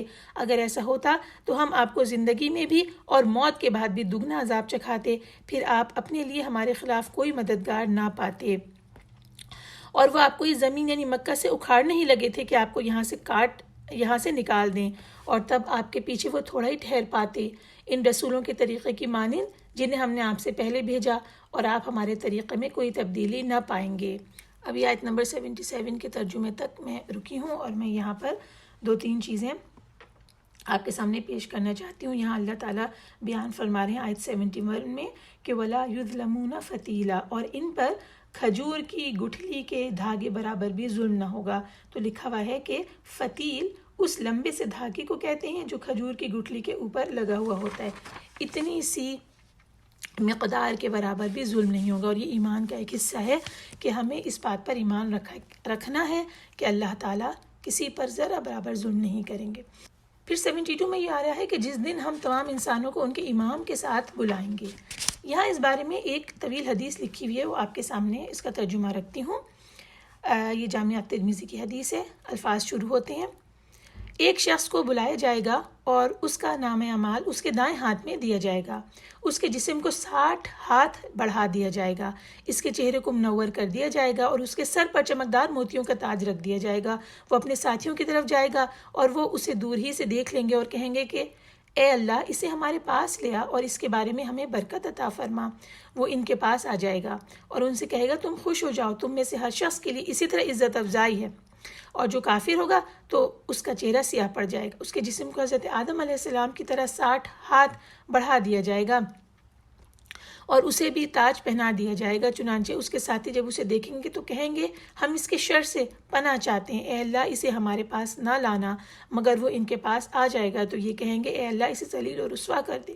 وہ کہے گا کہ اللہ تعالیٰ تمہیں اپنی رحمت سے دور کر دے، تم میں سے ہر شخص کو اسی طرح کی ذلت و رسوائی حاصل ہونے والی ہے۔ یہاں یہ الفاظ ختم ہوتے ہیں۔ اس سے کیا بات سمجھ میں آئی کہ جو جس طرف بلائے گا، جن لوگوں کا امام بن جائے گا، وہ اس کے فالوورز کے پیچھے پیچھے جائیں گے، اور جس طرح کا تاج اسے پہنایا جائے گا اسی قسم کا وہ ریاکشن دیں گے۔ ہم اللہ سے دعا کرتے ہیں کہ اللہ تعالیٰ نور کا تاج پہنائے رب العالمین، آمین۔ اس کے بعد یہ جو آیت نمبر 76 اور 77 ہے، جس میں یہ کہا گیا ہے کہ بلا شبہ قریب تھا کہ وہ آپ کو اس زمین یعنی مکہ سے اکھاڑ دیں، آپ کو یہاں سے نکال دیں۔ اس کے بارے میں سبب نزول لکھا ہوا ہے کہ یہ آیت کفار قریش کے بارے میں ہے، جب انہوں نے رسول اللہ صلی اللہ علیہ وسلم کو اپنے ہاں سے نکال دینے کا ارادہ کیا۔ اللہ تعالیٰ نے ان کافروں کو یہ وعید سنائی ہے کہ اگر وہ رسول کو نکال دیں گے تو پھر وہ مکے میں بہت ہی کم رہیں گے، اور ایسا ہی ہوا کہ جب کفار مکہ کی ایزر آسانیاں حد سے بڑھ گئیں اور رسول اللہ صلی اللہ علیہ وسلم نے ہجرت فرمائی تو ابھی 1.5 سال کا عرصہ بھی نہ گزرا تھا کہ اللہ تعالیٰ نے انہیں بدر میں یکجا کر دیا اور رسول اللہ صلی اللہ علیہ وسلم کو ان پر غلبہ عطا فرما دیا، فتح و نصرت سے نوازا، اور اس جنگ میں بڑے بڑے سرداران قریش مارے گئے اور ان کی اولاد کو قیدی بنا لیا گیا۔ تو یہ اللہ تعالیٰ کا وہ طریقہ ہے جو اللہ نے اپنے نبیوں کے لیے وضع کیا ہے کہ جب کوئی قوم نبی کو نکال دیتی ہے تو پھر زمین میں بس نہیں پاتی۔ ہم نے ابھی آیت نمبر 77 تک پڑھا تھا، آئیے 78 سے 84 تک چلتے ہیں۔ بسم اللہ الرحمن الرحیم۔ سورج ڈھلنے سے لے کر رات کے اندھیرے تک نماز قائم کیجیے، اور نماز فجر بھی، بے شک فجر کی نماز فرشتوں کے حاضر ہونے کا وقت ہے، اور رات کے کچھ حصے میں بھی آپ اس قرآن کے ساتھ تہجد پڑھیں، یہ آپ کے لیے زائد ہے۔ امید ہے کہ آپ کا رب آپ کو مقام محمود پر کھڑا کرے گا، اور کہیے اے میرے رب مجھے جہاں لے جائے تو سچائی کے ساتھ لے جا، اور جہاں سے نکالے تو سچائی کے ساتھ نکال، اور مجھے اپنے پاس سے مدد دینے والا غلبہ عطا کر۔ اور کہیے حق آ گیا اور باطل مٹ گیا، بے شک باطل تو مٹنے ہی والا ہے، اور ہم قرآن میں سے جو نازل کرتے ہیں وہ مومنوں کے لیے شفا اور رحمت ہے، اور وہ ظالموں کو خسارے ہی میں زیادہ کرتا ہے۔ اور جب ہم انسان پر انعام کر دیں تو وہ منہ موڑ لیتا ہے اور اپنے پہلو بچاتا ہے، اور جب اسے تکلیف پہنچے تو مایوس ہو جاتا ہے۔ کہہ دیجئے ہر کوئی اپنے طریقے پر عمل کرتا ہے، چنانچہ تمہارا رب خوب جانتا ہے کہ کون زیادہ سیدھے راستے پر ہے۔ ابھی ہم نے 84 تک پڑھا ہے، اب ہم دوبارہ واپس 78 پہ آ جاتے ہیں، جہاں پر صلاح کو اپنے اوقات میں ادا کرنے کا حکم آ رہا ہے۔ اقیم الصلاۃ لدلوک الشمس الی غسق اللیل وقرآن الفجر۔ لکھا گیا کہ تفسیر کے مطابق اس آیت کریمہ میں 5 نمازوں کے اوقات مذکور ہیں۔ لدلوک الشمس الی غسق اللیل، سورج ڈھلنے کے وقت سے رات کے اندھیرے تک، یہاں پہ ظہر، عصر، مغرب اور عشاء کے اوقات مراد ہے، اور غسق اللیل سے رات کا اندھیرا یا غروب آفتاب کا وقت مراد ہے، اور قرآن الفجری صبح کی نماز یعنی کہ فجر مراد ہے۔ لہٰذا رسول اللہ صلی اللہ علیہ وسلم کی سنت متواترہ اور آپ کے افعال اور اقوال، ان سب سے نمازوں کے اوقات کی ساری تفصیل ہم لوگوں کو مل گئی، اور آج تک امت اس پہ عمل کر رہی ہے۔ اس کے بعد جو آیت آتی ہے 78 میں کہ اِنَّ قُرْآنَ الْفَجْرِ كَانَ مَشْهُودًا، بے شک صلاۃ الفجر میں قرآن کا پڑھنا حاضر ہونے کا وقت ہے۔ یہاں لکھا ہے فرشتوں کے حاضر ہونے کا وقت ہے، کیونکہ ابن مسعود اور ابو ہریرہ رضی اللہ عنہ سے روایت ہے کہ رسول اللہ صلی اللہ علیہ وسلم نے اس آیت کریمہ کے بارے میں فرمایا، ترجمہ اس یعنی صبح کی نماز میں رات اور دن کے فرشتے حاضر ہوتے ہیں۔ پھر امام بخاری نے روایت بیان کی، رسول اللہ صلی اللہ علیہ وسلم فرماتے ہیں، ترجمہ باجبان نماز ادا کرنا اکیلے نماز پڑھنے سے 25 درجے زیادہ فضیلت رکھتا ہے، اور نماز فجر میں رات کے فرشتے اور دن کے فرشتے جمع ہو جاتے ہیں۔ یہاں حدیث ختم ہوتی ہے۔ اس کے بعد صلاۃ تہجد کا جو کی فضیلت آ رہی ہے کہ صلاۃ التہجد کو رسول اللہ صلی اللہ علیہ وسلم کے لیے نفل قرار دیا گیا تھا۔ صحیح مسلم میں حضرت ابو ہریرہ سے روایت ہے کہ رسول اللہ صلی اللہ علیہ وسلم سے پوچھا گیا فرض کے بعد کون سی نماز افضل ہے؟ فرمایا صلاۃ اللیل یعنی رات کی نماز۔ اسی لیے اللہ تعالیٰ نے فرض نمازوں کے بعد رسول اللہ صلی اللہ علیہ وسلم کو قیام اللیل کا حکم دیا ہے، اور یہ اس سے مراد تہجد کی نماز ہے۔ اگلی جو بات ہے وہ مقام محمود کے بارے میں، اس کے بارے میں بہت تفصیل لکھی ہوئی ہے، احادیث بیان ہوئی ہیں، میں ان میں سے چند آپ کے سامنے پیش کرتی ہوں۔ عسیٰ ان یبعثک ربک مقاما محمودا، قریب ہے کہ اللہ آپ کو مقام محمود پر فائز کرے، یعنی آپ یہ کام کریں جن کا آپ کو حکم دیا جا رہا ہے۔ قیامت کے دن ہم آپ کو مقام محمود پر فائز کریں گے، اور وہ روز ہوگا جس روز ساری مخلوق آپ صلی اللہ علیہ وسلم کی تعریف کرے گی اور اپنے خالق تبارک و تعالیٰ کی حمد بیان کرے گی۔ کہہ رہے ہیں کہ اکثر اہل تفسیر کے نزدیک مقام محمود سے مراد رسول اللہ صلی اللہ علیہ وسلم کا قیامت کے دن لوگوں کی شفاعت کرنا ہے، تاکہ رب تعالیٰ انہیں اس دن کی سختیوں سے نجات عطا فرمائے۔ امام بخاری نے روایت کی ہے، جس کا ترجمہ آپ کے سامنے بیان کرتی ہوں۔ اس دن اللہ تعالیٰ آپ کو مقام محمود پر فائز فرمائے گا تو میدان حشر میں جمع ہونے والے سب لوگ آپ کی تعریف کریں گے۔ عبداللہ ابن عمر رضی اللہ عنہ کی روایت بیان ہو رہی ہے، رسول اللہ صلی اللہ علیہ وسلم نے فرمایا، ترجمہ بے شک سورج اس قدر قریب ہوگا کہ پسینہ نصف کان تک پہنچ جائے گا۔ اس حال میں لوگ حضرت آدم علیہ السلام سے فریاد کریں گے تو وہ جواب دیں گے کہ میں یہ نہیں کر سکتا۔ پھر موسیٰ علیہ السلام سے فریاد کریں گے تو وہ بھی یہی جواب دیں گے۔ پھر وہ محمد صلی اللہ علیہ وسلم سے فریاد کریں گے تو آپ مخلوق کی شفاعت فرمائیں گے، اور پھر کشاں چلتے ہوئے آپ جنت کے دروازے کے کنڈے کو پکڑ لیں گے، تو اس دن اللہ تعالیٰ آپ کو مقام محمود پر فائز فرمائے گا۔ اور یہ دعا ہم اذان سننے کے بعد پڑھتے ہیں، اللہم رب هذه الدعوة التامة والصلاة القائمة آت محمدا الوسیلة والفضیلة وابعثه مقاما محمودا الذی وعدتہ۔ آیت نمبر 85 کو ہم بالکل علیحدہ سے پڑھیں گے اور اس کی تشریح پہ نگاہ ڈالیں گے۔ آیت 85 کیا کہہ رہی ہے؟ بسم اللہ الرحمن الرحیم۔ وَيَسْأَلُونَكَ عَنِ الرُّوحِ قُلِ الرُّوحُ مِنْ أَمْرِ رَبِّي وَمَا أُوتِيتُم مِّنَ الْعِلْمِ إِلَّا قَلِيلًا، اور وہ آپ سے روح کے متعلق سوال کرتے ہیں کہ یہ روح میرے رب کے حکم سے ہے، اور تمہیں تو بہت ہی تھوڑا علم دیا گیا ہے۔ اس سوال کے بارے میں جو تفصیلات ہیں ان کو مختصر کر کے آپ کے سامنے بیان کرتی ہوں۔ حضرت ابن عباس بتاتے ہیں کہ اس آیت کریمہ وَيَسْأَلُونَكَ عَنِ الرُّوحِ کے بارے میں روایت ہے کہ یہودیوں نے رسول اللہ صلی اللہ علیہ وسلم سے سوال کیا کہ آپ ہمیں روح کے بارے میں بتائیں، اور یہ بھی بتائیں کہ روح تو جسم میں ہے، پھر اسے عذاب کیسے ہوگا؟ روح اگرچہ اللہ تعالیٰ کی طرف سے ہے، لیکن اس کے بارے میں آپ پر ابھی تک کچھ نازل نہیں ہوا تھا، اس لیے آپ صلی اللہ علیہ وسلم نے انہیں کوئی جواب نہ دیا۔ پھر جبرائیل وحی لے کر نازل ہوئے اور انہوں نے یہ بتایا جو بھی ہم نے آیت پڑھی ہے۔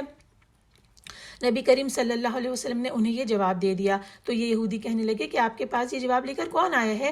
آپ صلی اللہ علیہ وسلم نے فرمایا کہ میرے پاس اللہ تعالیٰ کی طرف سے یہ جواب جبرائیل لائے ہیں۔ کہنے لگے کہ اللہ کی قسم، یہ تو ہمارا دشمن ہے جو آپ کے پاس یہ جواب لے کر آیا ہے۔ اس موقع پر اللہ تعالیٰ نے یہ والی آیت نازل فرمائی، سورہ بقرہ کی جو ہے 97، کہہ دیں کہ جو شخص جبرائیل کا دشمن ہو، کیونکہ اس نے تو یہ کتاب اللہ کے حکم سے آپ کے دل پہ نازل کی ہے جو پہلی کتابوں کی تصدیق کرتی ہے اور ایمان والوں کے لیے ہدایت اور بشارت ہے۔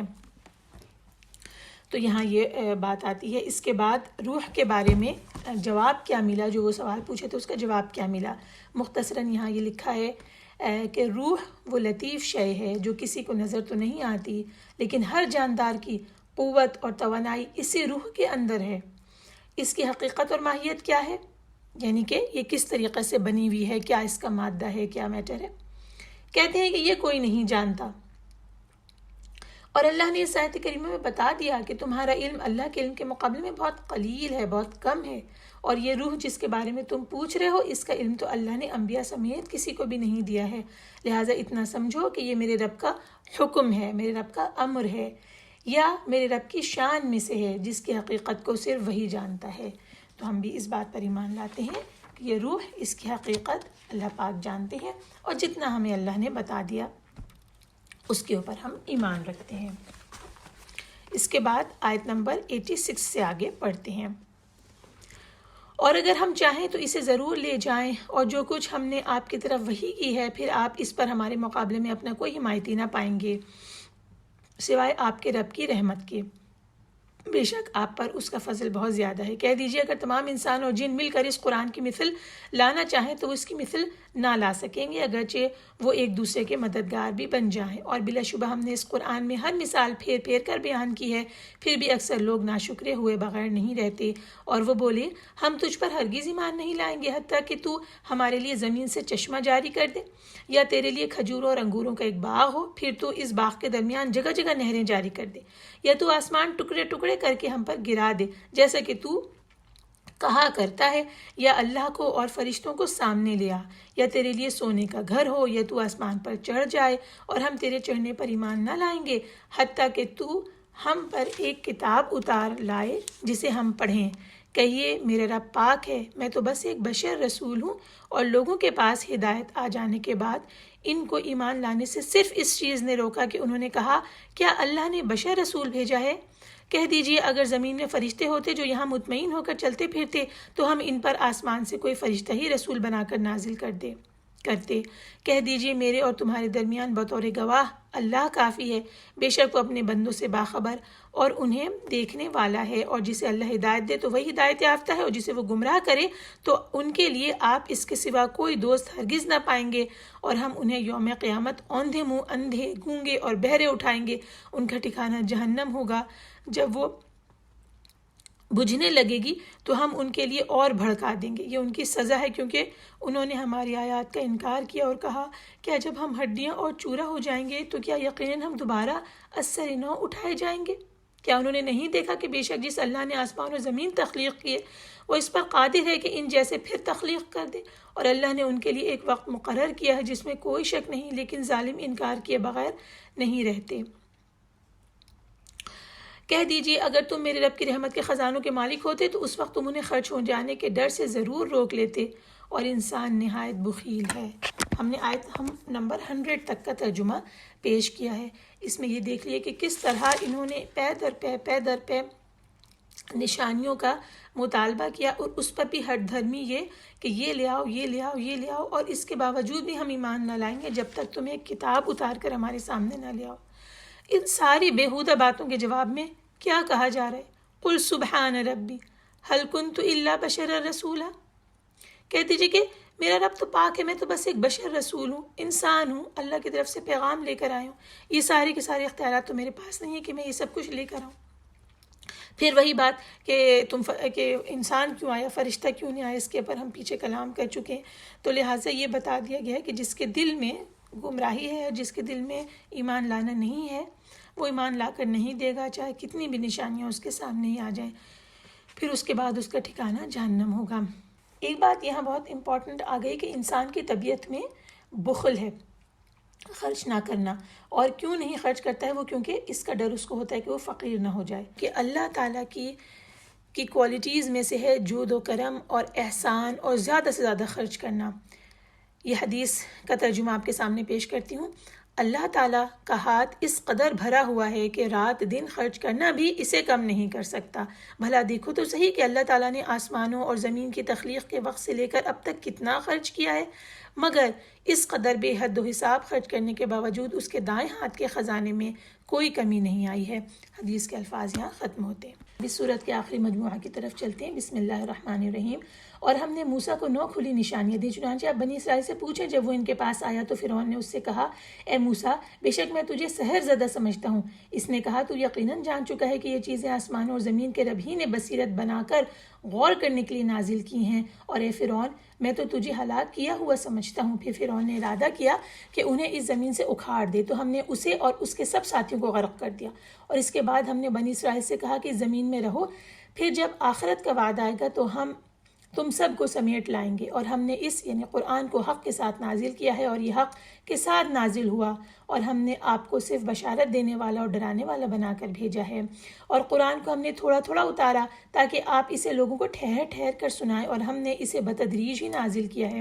کہہ دیجئے اس پر ایمان لاؤ یا ایمان نہ لاؤ، بلا شبہ جنہیں اس سے پہلے علم دیا گیا، جب ان پر تلاوت کی جاتی ہے تو وہ اپنی ٹھوریوں کے بل سجدے میں گر پڑتے ہیں، اور وہ کہتے ہیں، پاک ہے ہمارے رب، بے شک ہمارے رب کا وعدہ ضرور پورا ہونا ہے، اور وہ روتے ہوئے اپنی ٹھوریوں کے بل گر پڑتے ہیں، اور یہ قرآن ان کے خشوع کو زیادہ کرتا ہے۔ آیت نمبر 109 جس کی تلاوت پر سجدہ واجب آتا ہے۔ آیت نمبر 110 سے لے کر 111 تک کا ترجمہ پیش کرتی ہوں۔ کہہ دیجئے اللہ کو اللہ کہہ کر پکارو یا رحمان کہہ کر، تم جس نام سے بھی پکارو تو اسی کے لیے اسماء حسنہ ہیں۔ اپنی نماز نہ زیادہ بلند آواز میں سے پڑھیں نہ بالکل پست آواز سے، بلکہ اس کے بین بین راستہ اختیار کریں، اور کہہ دیجئے ساری حمد اللہ ہی کے لیے ہے جس نے اپنے لیے کوئی اولاد نہیں بنائی، اور نہ بادشاہی میں اس کا کوئی شریک ہے، اور نہ اسے ناتوانی و کمزوری کی وجہ سے کوئی حمایتی درکار ہے، اور آپ اس اللہ کی بڑائی بیان کریں، کمال درجے کی بڑائی۔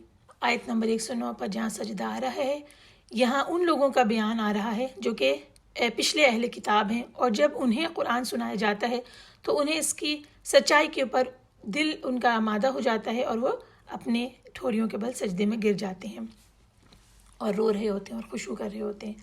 اور اس کے بعد ہم یہ دیکھتے ہیں کہ یہاں جو قرأت نہ بلند آواز سے اور نہ بہت آہستہ کرنے کی رسول اللہ صلی اللہ علیہ وسلم کو ہدایت کی گئی۔ اس کے بارے میں یہ لکھا ہوا ہے کیونکہ مکی صورت ہے، اور بیان کرتے ہیں کہ رسول اللہ صلی اللہ علیہ وسلم نماز میں قرآن مجید کی جب بلند آواز سے تلاوت فرماتے تھے تو مشرک جو تھے وہ دور بھاگ جاتے تھے قرآن کو سن کر، اور اگر ان میں سے کوئی سننا چاہتا تھا تو وہ اپنے دوسرے ساتھیوں سے ڈرتے ہوئے چھپ چھپ کر آ کر سنتا تھا، اور اگر وہ یہ سمجھتا کہ کافروں کو اس کے بارے میں معلوم ہو گیا ہے تو پھر وہ سننا چھوڑ دیتا تھا۔ کیوں؟ کیونکہ پھر سب کچھ اس کو لعنت اور ملامت کریں گے کہ تم نے جا کے قرآن کیوں سنا، جو ابھی ہم نے پیچھے واقعہ بھی پڑھا ہے۔ تو جب رسول اللہ صلی اللہ علیہ وسلم بہت آہستہ آہستہ آواز میں قرأت فرمانے لگے تو وہ لوگ اسے سن نہ پاتے تھے جو آپ کی قرأت کو سننا چاہتے تھے، یعنی مومنین مسلمین۔ پھر اللہ تعالیٰ نے اس آیت کریمہ کو نازل کیا کہ نماز میں نہ تو آواز بہت بلند ہو اور نہ ہی بہت زیادہ آہستہ ہو کہ جو سننا چاہیں وہ سن بھی نہ سکیں، یعنی کہ ہو سکتا ہے کہ جو سننا چاہ رہا ہے وہ پلٹ آئے اور پلٹ کر سن لے کافروں میں سے، اور جو مسلمان مومنین سن رہے ہیں ان کو تو آواز جانی ہی چاہیے، تو دونوں کا فائدہ ہو جائے۔ تو اللہ تعالیٰ نے ہمارے نبی کو بتا دیا وَابْتَغِ بَيْنَ ذَلِكَ سَبِيلًا، بلکہ اس کے بیچ کا طریقہ آپ اختیار کریں۔ آج کی نشست کو آخری آیت 111 کے ترجمے پہ ختم کرتے ہیں اور کہہ دیجئے ساری حمد اللہ ہی کے لیے ہے جس نے اپنے لیے کوئی اولاد نہیں بنائی اور نہ بادشاہی میں اس کے لیے کوئی شریک ہے اور نہ اسے ناتوانی یا کمزوری کی وجہ سے کوئی حمایتی درکار ہے، اور آپ اس کی بڑائی بیان کریں، کمال درجے کی بڑائی۔ اللہ اکبر کبیرہ والحمد للہ کثیرہ وسبحان اللہ بکرۃ وصیلا۔ اللہم صلی علی محمد وعلی آل محمد وبارک وسلم۔ الحمدللہ اللہ کی توفیق سے سورہ بنی اسرائیل یا سورہ الاسراء کی تفسیر اختتام پذیر ہوئی۔ وللہ الحمد، والسلام علیکم ورحمۃ اللہ وبرکاتہ۔